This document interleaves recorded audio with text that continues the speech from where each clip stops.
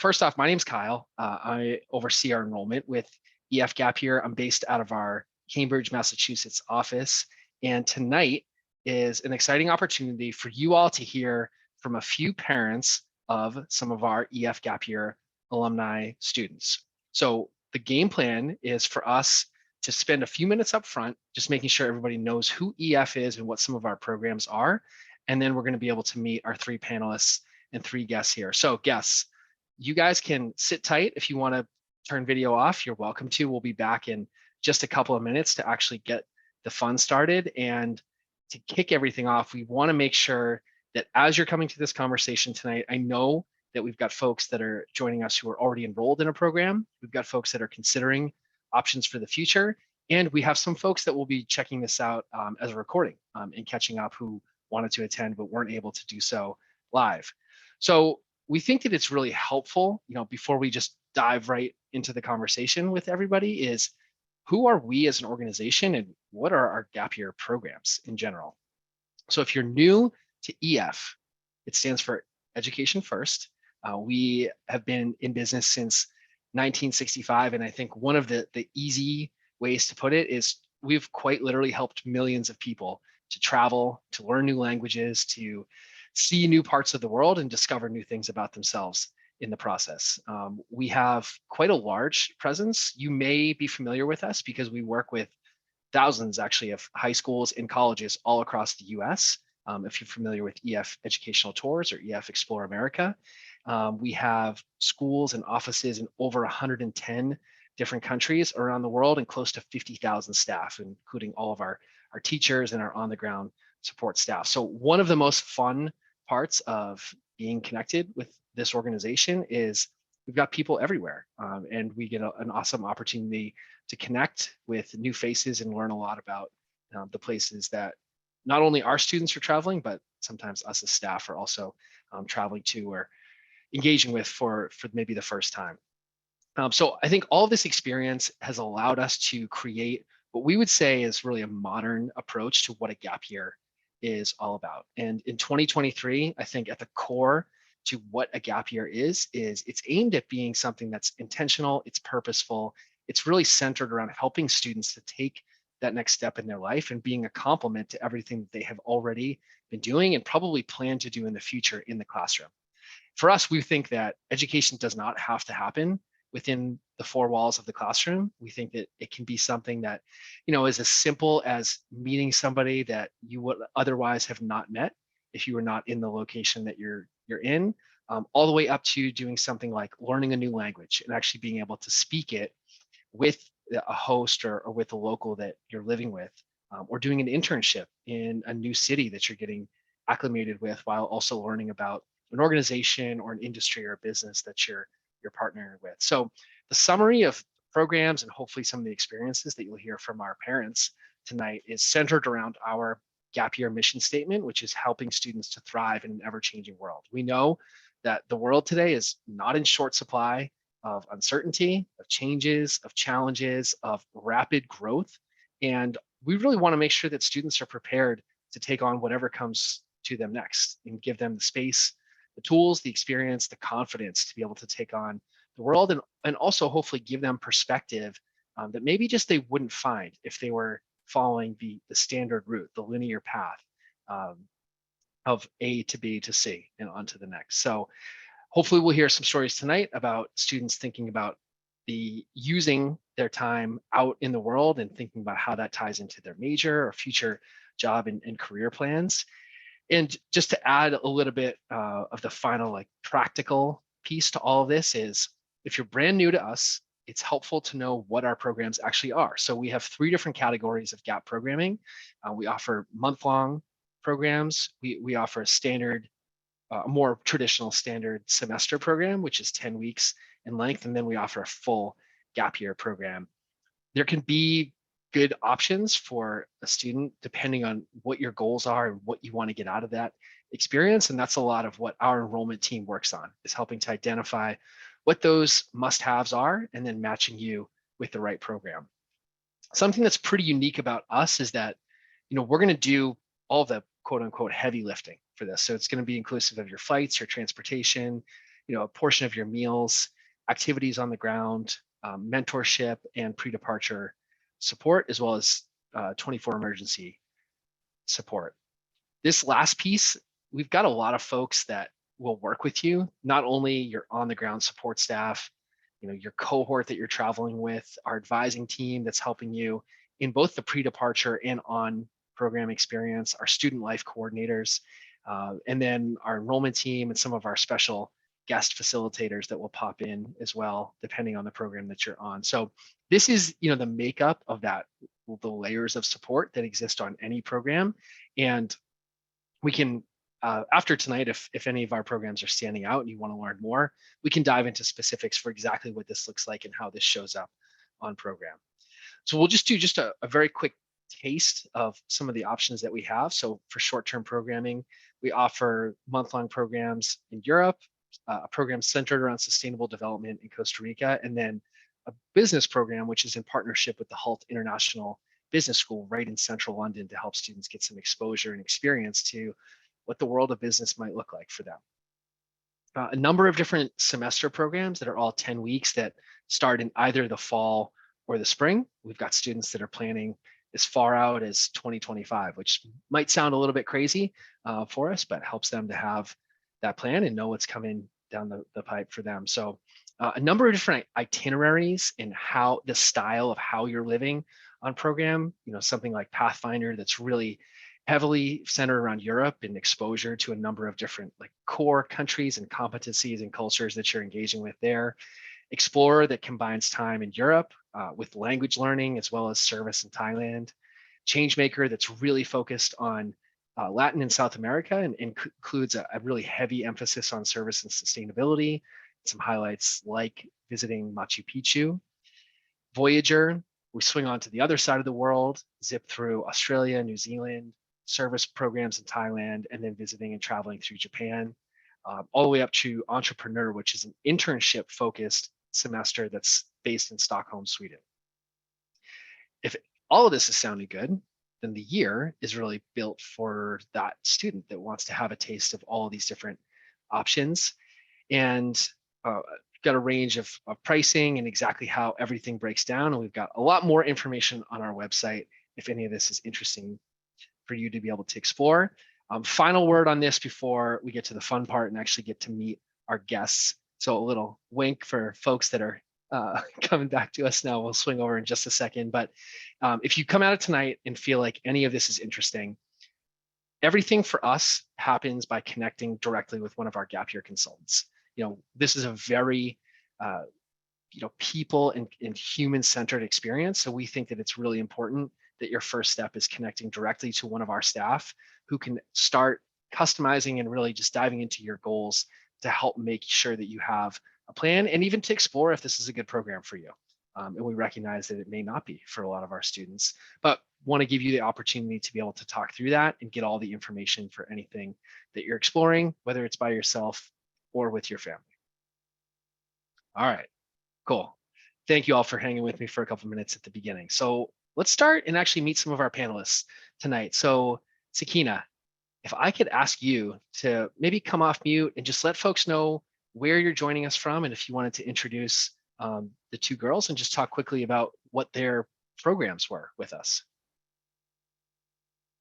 Hello, my name is Sakina Hansen. My daughters, Jasmine and Jayla, both went this past spring.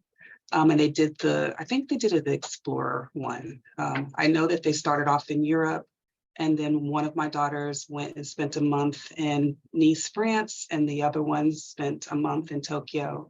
And then they came back together and did Thailand. I can tell you as a parent, it was an amazing experience to watch them go off and come back.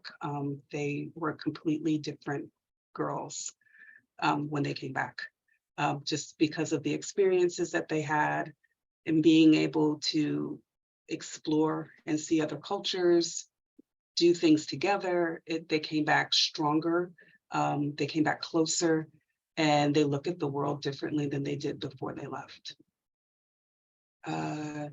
Kyle, tell me what kind of questions you wanted me to ask or wanted me to answer. That's a perfect intro. Maybe we'll pause there for right now and we'll come back in just a minute because there's a lot more to both Jayla and Jazzy's stories as well. So I think it'd be cool to hear a bit more, but we will swing it over to Heather. Heather, if you want to let folks know where you're joining us from, and then a quick rundown on Kate's year. Yes, I'm just outside of Portland, Oregon, and there weren't as many people from the West Coast as there were from the East Coast that went with Kate. And so when Kate went, she was fully like knew no one, and so which was a great experience for her. And so she did the full gap year. So she was totally ingrained in the everything. And she went 2020 to 2021 was her year that she was at the gap year. And we were just kind of still in COVID, coming out of COVID. She had been in her room, studying from her computer for her junior and really most of her senior year. And so she just looked at us one day and said, "I need out." And we said, "All right." And so, and actually, Kyle, I think it was you that she talked to about this before even her parents. That's correct. So, yep.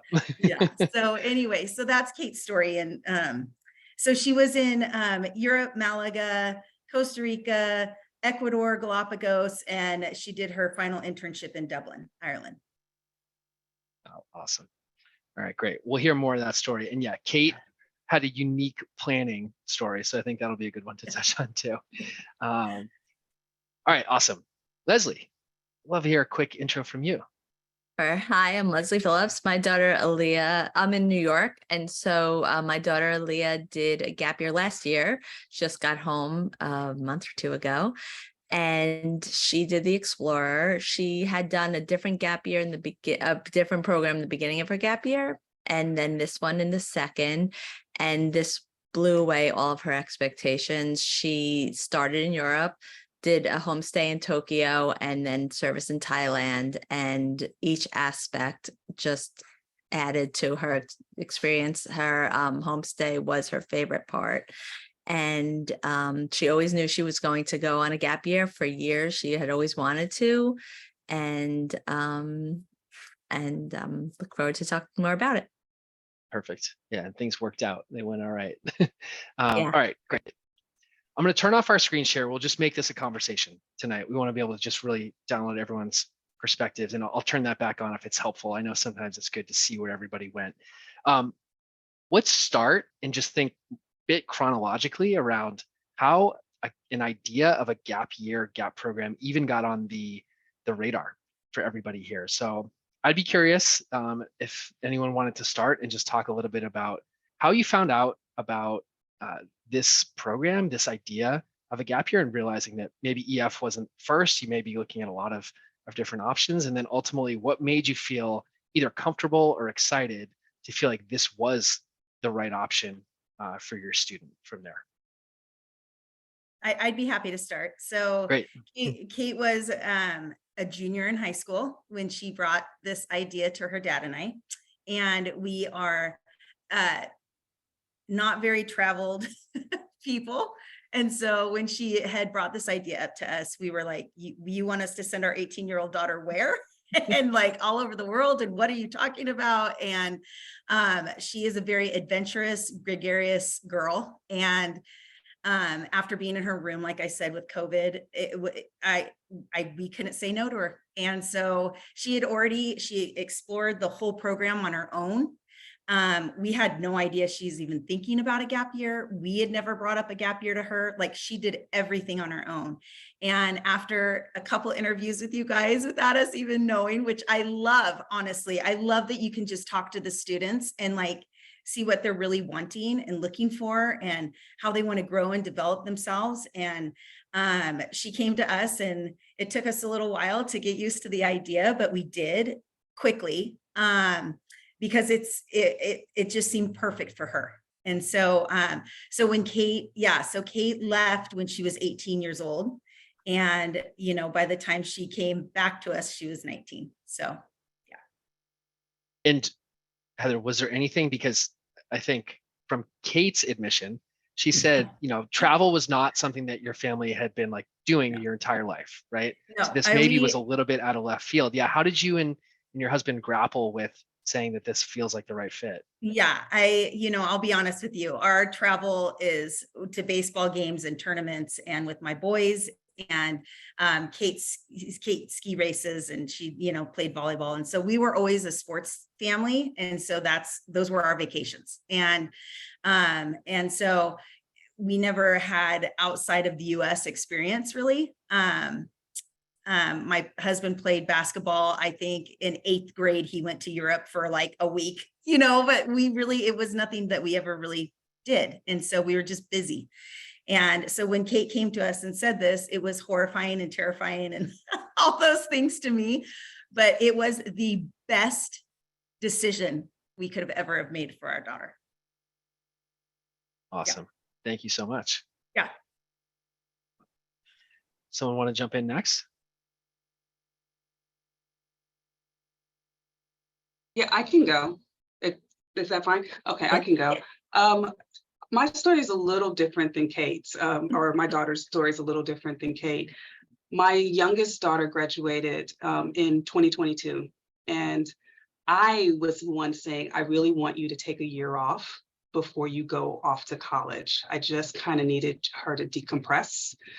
So she got into the University of Pennsylvania, and she got into their to the Wharton program, and then there's a Huntsman program. And part of Huntsman is that you have a language, you graduate with a double degree, and one of it is international business. And then my daughter, Jayla, was like, I'm very excited that I got into this, but I'm concerned that my French skills aren't where I need them to be to feel comfortable going to UPenn. So I was like, okay, well, let's see. I said, I believe that the only way that your French skills can improve is to go to France and actually speak to people that's their language. So I sort of Googled different programs and saw EF Gap Year. And what was attractive to me about the program was the fact that she spent a month in an immersion program, like being in France, and would be with the host family, but also go to a school and be able to just kind of really speak French. So that's where we started. And as I was looking at different programs that EF Gap Year offered, I was like, oh, but look, you can do 2 weeks in Europe first and just really explore Europe.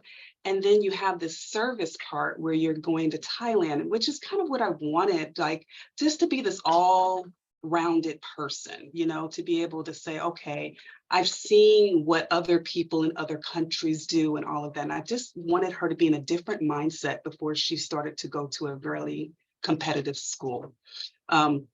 So that's sort of how that came about. And she didn't know, her birthday was in May. I think this all happened in March. So in April. So by May, I was talking to her older sister and I was like, hey, this is what I'm going to tell your sister for her birthday. And her sister was like, that is amazing. And she was just so excited and happy for her. Like there was no jealousy there, even though, she is our traveler and she's the person that was going to go on a study abroad program through her school, but that got canceled because of COVID. And as we were talking and the fact that she was so excited for her younger sister, I was kind of like, well, would you like to go? And she was like, absolutely, 100%, absolutely. And then the whole thing of like, well, wait a minute, 2 sisters being able to do this would be really nice. There's not another time in their lives where they would be able to take 3 months, 4 months out of their lives and travel together. And so Jasmine was like, yeah, but I don't want to go to France. I have no desire to speak French. I said, well, here are the other ones. And I knew that she was going to pick something in Asia. Japan, South Korea, she was going to do one of those. And she was like, I want to go to Japan. So for us, they started off in Europe together for 2 weeks. Then they split up for a month. And then they got back together for Thailand and for the Portugal part. And I'm telling you, it was worth every penny that I paid. It was a priceless experience. They came back just my daughter, they came back relaxed, but also just like, I understand the world now. And then for me as a parent, I'm like, fly away, little bird, you're fine, because they were able to just take all of that experience and realize like I am capable of doing a lot of things, that I never knew that I could do. I'm capable of flying to a different country. I'm capable of advocating for myself. And then as a parent, I kept saying, this is the sweet spot because it was enough freedom for them, but it was enough in a controlled environment for me as a parent to feel okay to let them go, because there were people on the ground that if something went wrong that they could contact and be a part of and say, hey, this is what's happening. And I thought that was great. It wasn't like I was sending my kid to Europe to backpack across Europe by themselves. Like, that is scary to me, but this I could do. All of my friends were like, aren't you scared? I was like, absolutely not. I had no fear about it at all, because there was somebody that I could call if there was something that went wrong, and there was somebody that they could call if something went wrong, but they still felt like I am an adult. I can make my own decisions. I have my own money. I can do these things. And so it was the sweet spot. It was Yeah. something that I would continue to recommend for anybody to do. Sakina, can I ask one follow-up question? Because this stood out in Heather's response too, and it felt like you both had a really good pulse on what was right for your daughter or daughters.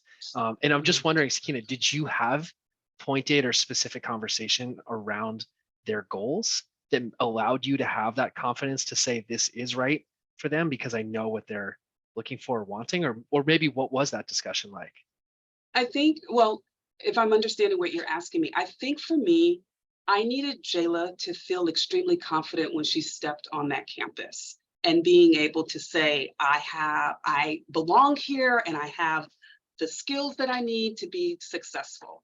And I just wanted to figure out how to get her there. And I knew that she needed to be someplace where she could be immersed in the language.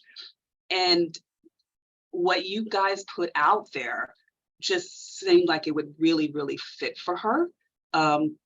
So once I saw it and read it, it felt right. You know how you read, Understood. like, you're just like, this is it, this right here. I didn't need to see anything else. I like the fact that it was a one price and it took care of all of the travel, you know what I mean? So I wasn't having to sit there and try to figure that out. I was like, this right here, I think that they have the pulse on how to make sure that this is a good experience for everybody and to make sure that the parent is comfortable doing it. So I don't know. It just jumped off the screen and it felt right. It felt right for my family. It felt right for the girls. And then you just have faith and go, Yeah, Just trust what happens. in that. Trust it. Mhm. Yeah, awesome. That's a great response. Thank you very much too. And Leslie, I'd love to hear from you. What was planning and discussions around this option like? So I can relate a little bit to each, Sakina and Heather, that Sakina, the part where my daughter came back different, I felt more confident and sure of her going off to college. But also for Heather, like I had no part. This is the most involved I've been with EF the entire process. So my daughter is very independent. She knew probably since middle school she wanted to take a gap year. So she went through the regular process of applying for college and knowing that she was going to defer and take a gap year. She was young. She's 17 when she graduated from high school. So she wasn't eligible for many. So she had to do a different program for the first because she wasn't going to be 18 until December. And so she would have done based on what she had researched EF the whole time, but she couldn't. She looked into it, she researched it, she came to us and said, here's what I'm doing for the year, here's the, and sounded great. We had always assumed she would go. We like to travel as a family, although we had never been to Europe with the kids. And she picked what we thought was a great balance for her. She went to the Europe part and then she did a homestay in Tokyo and then the Thailand piece. It felt complete you know, when she presented it to us, she had spoken to people also. So she had the connection. She got answers and then already felt connected to the adults that she would be depending on with her own sense of independence. And being that she was so independent, so different than Heather's, like she was always quiet, independent, like not, we were never a sports family. We would travel or read or, you know, so we were a little worried, you know, going out in big group events, and she was much more independent and quiet. And she came back confident in a different way than she was always independent, but the confidence of having been with people she didn't know, navigating the system and different worlds, different people, really changed. And we also feel like, again, like much more confident with her going to college. We always knew she could do it by herself. College, she does everything by herself, but it changed her in a way that we feel so much more at ease with her going based on what she experienced at EF. Yeah. Leslie, I want to ask you a follow-up. Yeah. This didn't come up a lot from either of the three of you. I'm hearing a lot of confidence and intention and purpose, and we knew what we wanted, and it sort of stood out. But I'm just wondering, Leslie, was there any, you know, second guessing or questions that maybe Aaliyah had to deal with too, whether it's from friends, teachers, community members? We just know that there can be, you know, a stigma still sometimes around a gap year experience, whatever that might be. I'm just wondering if that came up and how you maybe navigated that, or how That's she such a navigated great that. I know she's question. leading a lot of this. Yes. Yeah. So because we just always assumed, we didn't even think of it. And what happened as everyone starts talking about the colleges and, you know, she felt a little bit different than everyone else. And she was the only one in her class of 300 that took a gap year, as far as she knows. But, you know, Right. she goes to she had gone to a competitive high school, and everyone talking about what college they're going to and wearing their t-shirts. And she had it because she's going, and she deferred. But one of the things that we joked about is she, you know, want to get a gap from the store, from the store, and wear Gap proudly as like at all the events that the high school is hosting of wear your college and wear. And she did feel surprised that no one else seemed to be doing a gap year. And I think that was a little bit startling for her, but she has always been kind of more independent. So it didn't throw her in any way. I think she feels very proud of herself. Yeah. And going in, she's young, so she's still going to college at 18. So for her, it was, you know, it was just, I think, surprising that she didn't understand why everyone wouldn't do this, given the opportunity to travel and see the world and try something new before going to college.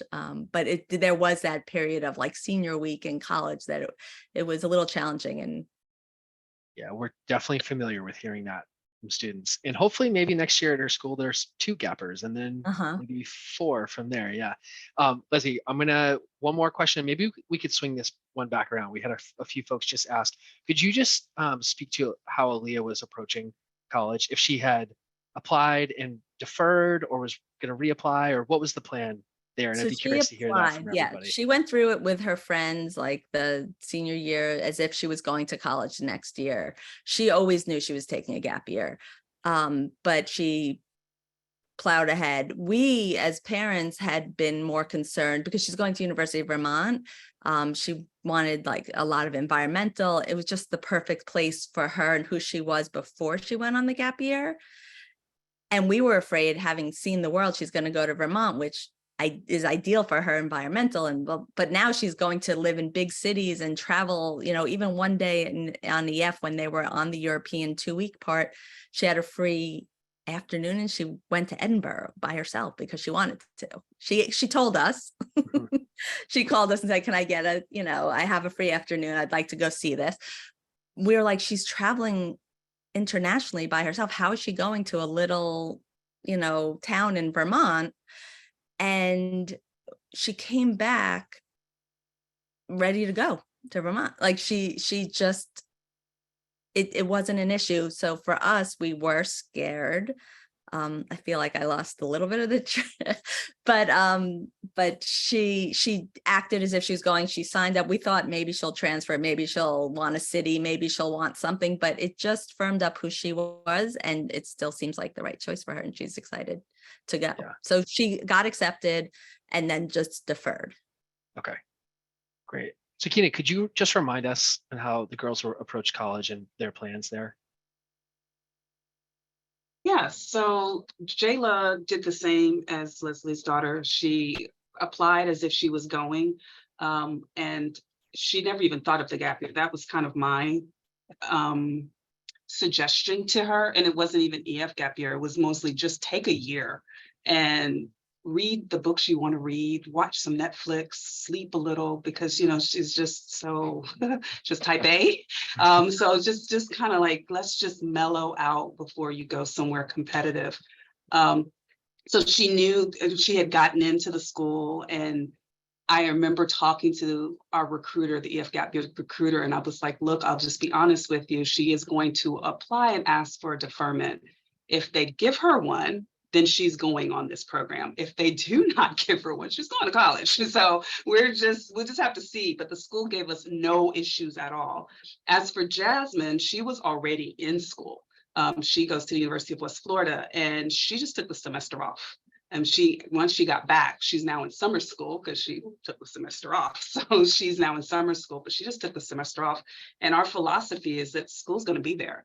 It's okay. You can take time away and you can come on back. So we were really okay with her taking off the spring semester and going abroad. And that was not an issue for us at all. And she just told her school, like, I'm going on an independent study abroad program. And I'll see you guys in the summer. When I'm back. That's what happened. Exactly. Yeah. Great. Yeah, I know it's surprisingly, a lot of folks I don't think realize it's many times easier than it sounds to defer, to take a semester off, whatever it may be. Heather, I'd love to just remind us on Kate's college planning process and how that tied together. So keeping in mind that Kate brought the EF gap year to us her junior year. So her dad made her, in order to be able to go on the EF gap year, she had to apply to college just as normal and get in, and she's at Colorado State. And so, and then she did the same. She just deferred for the year. And they were so excited about it. And for her, to be honest with you, the admissions there were amazing. And they were like, this is so cool, you're doing this. And there was never a second thought for us, because they were so encouraging with the program. And they know EF Gap Year. And so they know it's a very reputable, awesome program. And so for us, it was a very easy decision.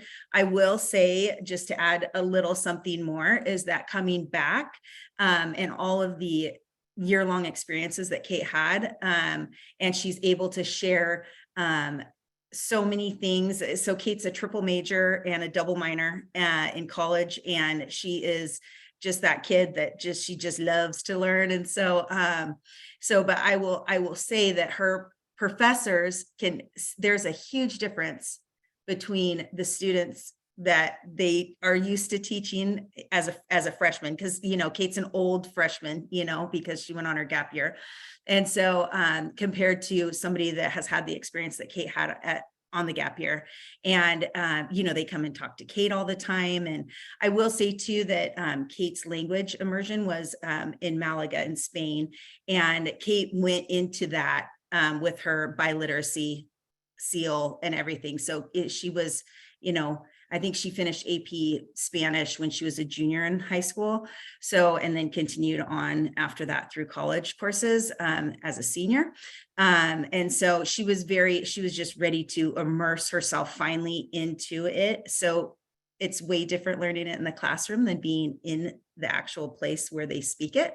And so that was probably the most exciting thing for her, is that she just wanted to be somewhere where she could speak the language she's worked so hard to learn. Yeah. Yeah. That's great context too. Thank you all for sharing. All right, let's shift gears a little bit too. These fly by. So we're going to try to hear a little bit of what's it like on program. So I think I'll leave this slightly open-ended. Maybe it's 2 categories or questions. One would be, are there any specific moments from your perspective as a parent that you think really stood out to your students' experience? Anything that really was defining or important or sort of central to their experience? And maybe with that, is there anything that you would add on how maybe you personally manage the relationship, communication, emotions, especially across a long distance, a lot of transitioning and travel? So feel free to answer both either moments or your own perspective of just what's it like having a student on program. And Heather, if it's okay, maybe we'll stick with you and then Sure. go to Leslie and Sakina for this Okay. swing around the horn, if that works. Great. Yeah.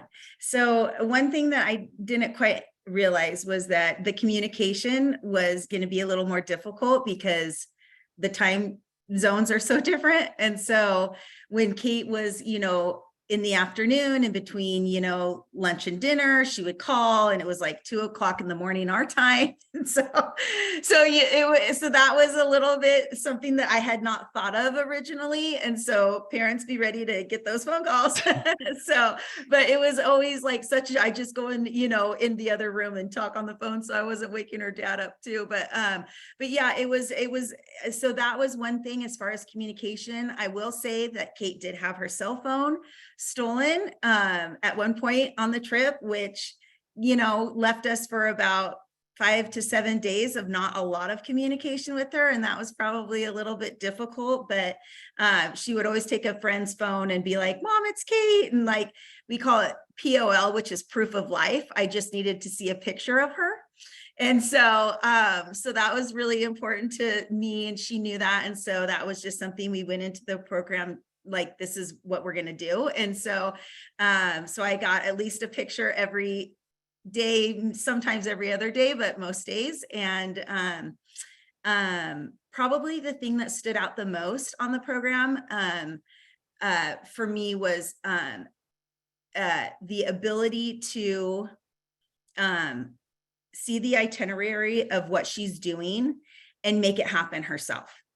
Because there's people there through the program to help when the kids need it, but they pretty much let the kids this is where you're supposed to be. This is what you're supposed to do. This is your responsibility. This is, and the kids really take a hold of that responsibility because they got to get from one place to another. Right. And so, and the other thing that I really want to say before the night is over is that we were fortunate enough to be able to let Kate go do fun things like the Edinburgh thing that you talked about, Leslie. And so I would encourage any parent watching that the afternoons that they do have off, if the kids want to go do excursions and do other things and, travel on a train for a day and go do things, let them.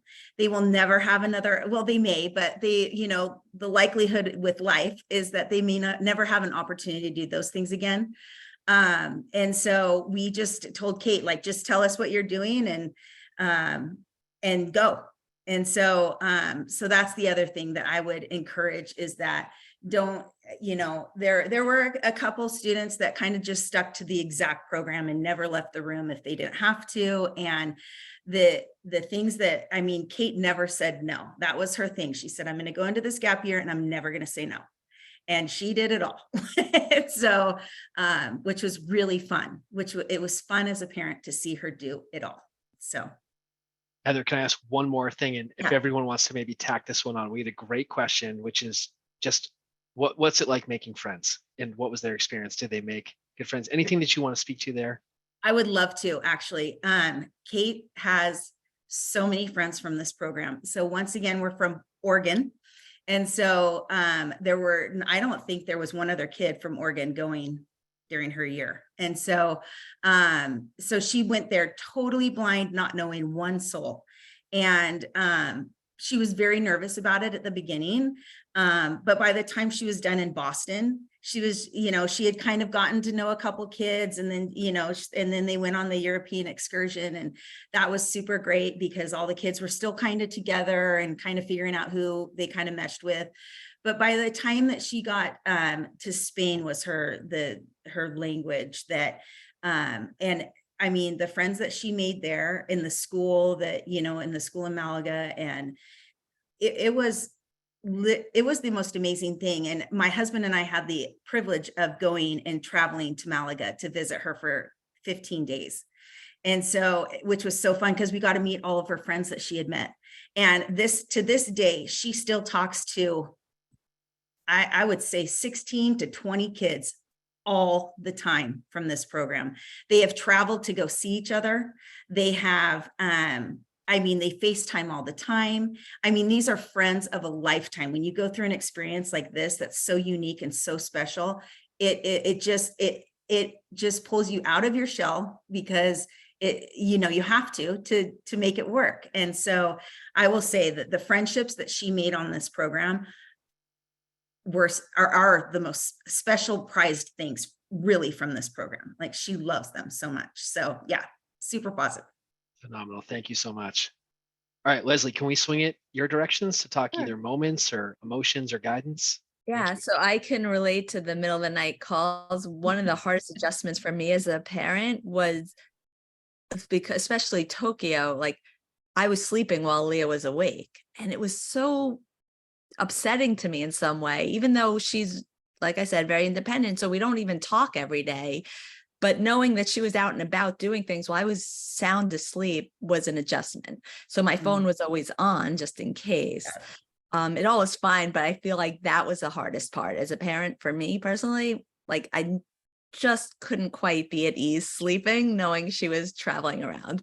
But it, you know, she did great, and she would call whenever, not realizing, you know, just something exciting happened, wanted to call and say, "Which is a treat for me also," because, you know, we're not a chatty on the phone all the time kind of family. So it was kind of even nice being woken up at 2 a.m. or 3. So that was the hardest, I think, adjustment, just the weirdness of different time zones. One of the things that's most memorable too is one is her homestay in Tokyo. She really felt a part of the family.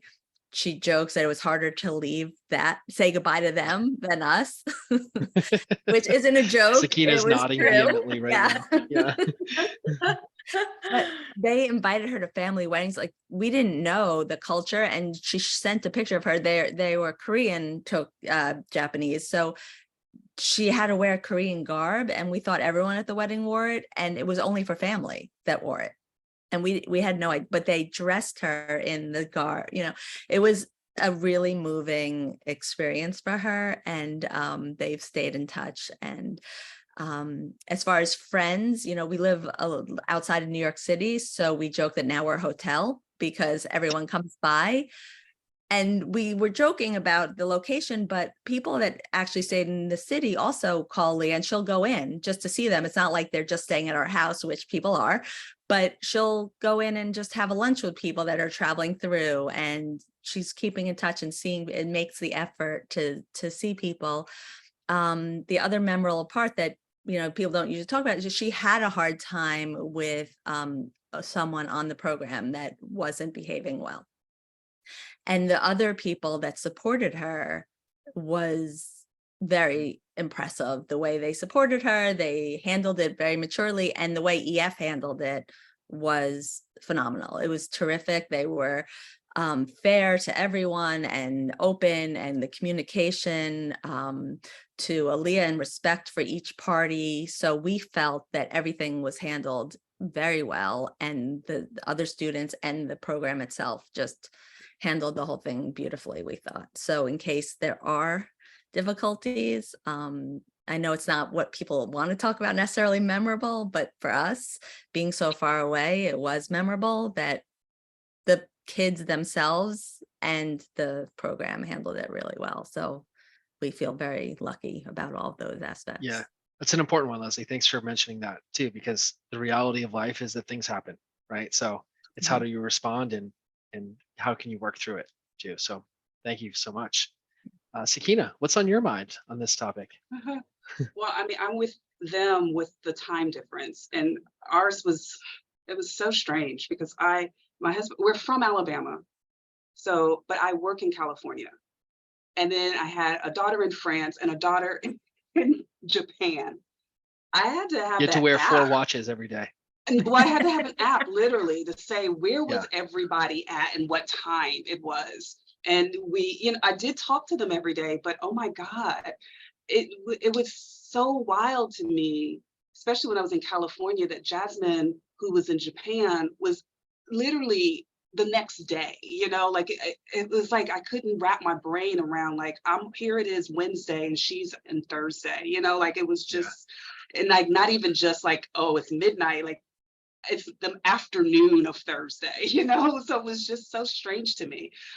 So that was the hardest part, trying to just keep track of where everybody was and what time zone they were in, and when to be able to call, and and when they would call me. It was just very odd, but we got through it.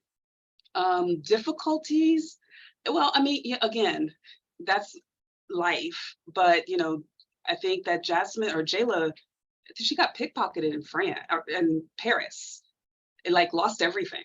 So didn't have her ID, she didn't have any money. Thank God that she had her sister there who was able to pull out cash, and we were able to FedEx her a credit card, when she went to France.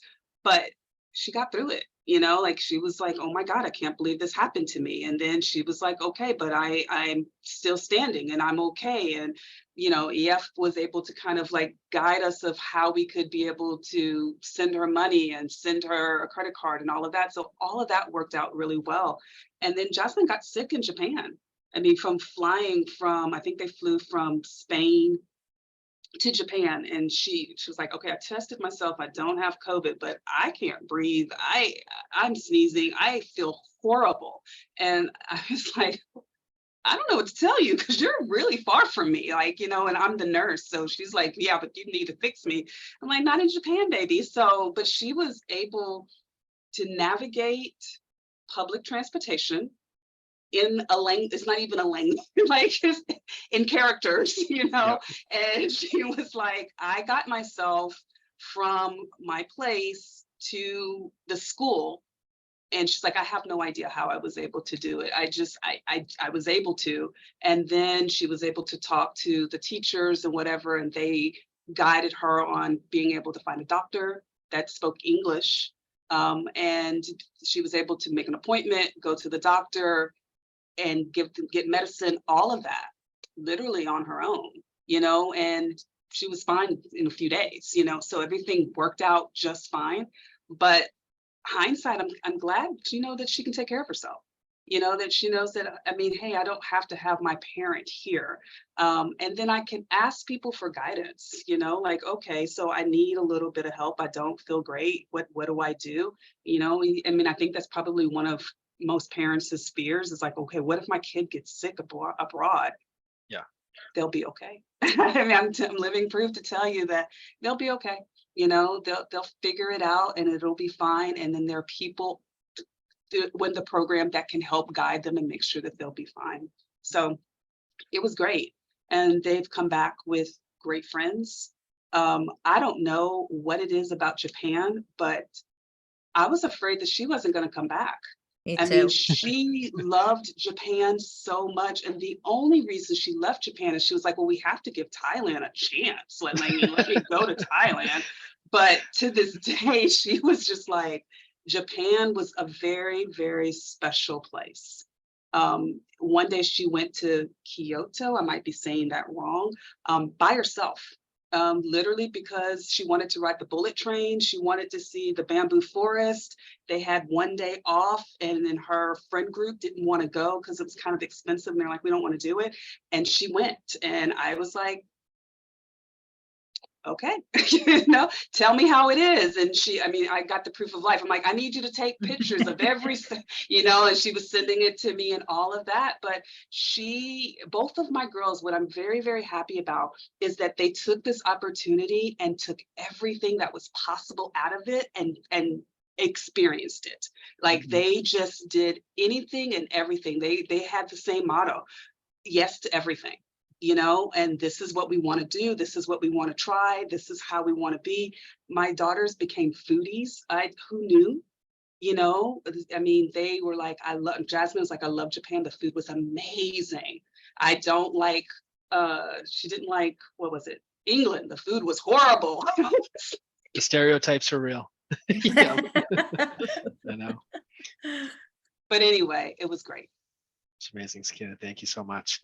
Well, time always flies in these sessions, and you all have provided some amazing feedback. But let's give it one more around the horn here, and I'd like to just offer, any final reflections that you would want to highlight. And I think the way that that might show up would be, things that maybe you notice in your student from returning, or maybe things that have, stuck with you or maybe impressed you upon returning. Maybe anything that you see, guiding them, that you see maybe influencing their next steps. And I think it's helpful too if you want to just reinforce any messages to folks that are in a spot where they're maybe considering, or I think we've got some folks that are about to hit the road this upcoming year. So final reflections is a theme, and we'll popcorn style if anyone wants to jump in. I'll jump in. I always jump in. Great, thanks, Emma. Yeah. So I think so. Upon Kate's return after her gap year, the thing that impressed me the most was that her confidence in herself, and the fact that she has two little brothers that are constantly like, Mom, Mom. And Kate never, she doesn't do that anymore. I kind of miss it almost, but there's really nothing that she can't do on her own. And because she had to do it all. She too had, to go to the hospital at one point, after she, got hurt, and in Costa Rica and the rainforest, and so there's all these things that these kids experience during this time, and mom's not there, dad's not there, and so I think that she just, and too, just the fact that she's out of the bubble, right? And so she's out of her comfort zone, and she had to get into the lives of other people, especially within the service and the element of it. And I mean, she loved it. She coordinated, I think there were like 60 kids or something that she coordinated Thanksgiving dinner for in Costa Rica or in Ecuador. And so, so I mean, so there's just seeing your child just climb out of that comfort zone and say, it may not be perfect, but it's what I can do, and being great with that. And just watching them exceed their own expectations, and then coming back and knowing that, hey, I've done this before, I can do it myself. It is just so awesome as a parent to see, and really the most rewarding thing upon the return. So that's what I would say. Fantastic. Thank you. I agree with all that. And I would add that one of the things I'm seeing is Aaliyah's registering for all of her classes is a sense of actual value, which I didn't realize or think of. Like, she's taking it seriously, what she wants to learn and what classes she's taking. And she wants for herself, like, she's seen a lot of opportunity and seen a lot of the world. And so when she's been, I'm like, I don't know, take that, it'll seem easy and it'll be a good transition to college. And she's like, I'm not going to waste my time. Like, there's so much I want to learn. So much I want to see. I'm going to take classes for a reason. Like, so I feel as though something I didn't expect is this whole sense of actually taking accountability for herself and what she wants to get out of each activity going forward in her life, college, maybe job, but that was new, which is really nice to see. And it makes it feel worth it spending the money on college. She's like really wanting to learn something. That's great insight, Leslie. That's cool. Thank you. I agree with the both of you guys. The confidence was through the roof. Like, it was definitely noticeable, palpable. Also for Jayla, who, like I told you, it can be a little type A, she was calmer.